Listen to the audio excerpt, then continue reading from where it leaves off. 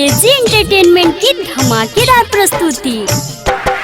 दीदिया मानत रहली बेसी, काहे हो गईली परदेसी, मनवा तूर गईली हो, छोड़ी घरवा दुआर कौना ओर गईली हो, छोड़ी घरवा दुआर कौना ओर गईली हो।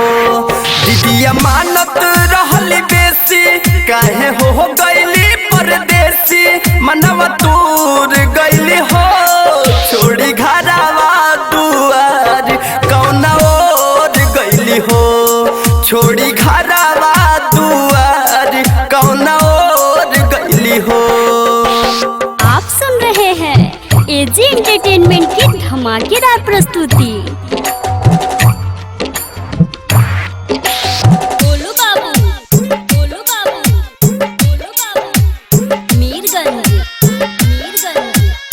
Mix by AG recording studio. माई बाबू के रहलू तू ही लक्ष्मीनिया, दूसरा के घरे गईलू बन के दुल्हनिया।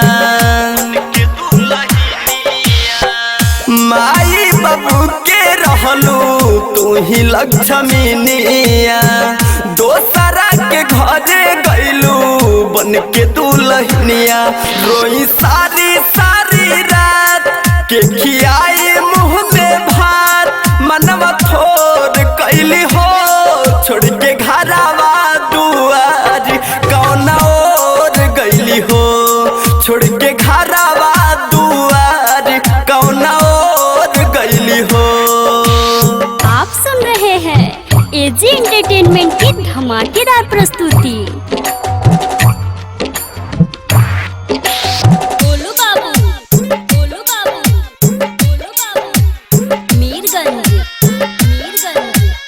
Mix by AG recording studio.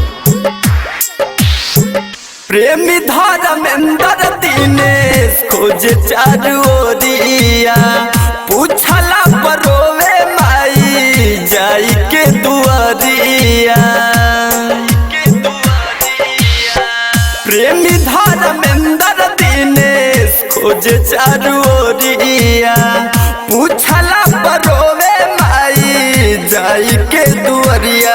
खाना अब के पकाई कही के रोवे रोज माई, देख के लोर गईली हो, छोड़ी घरवा दुआर कौना ओर गईली हो, छोड़ के घरवा दुआर कौना ओर गईली हो। Mix by AG recording studio, Roshanpur Sapaha.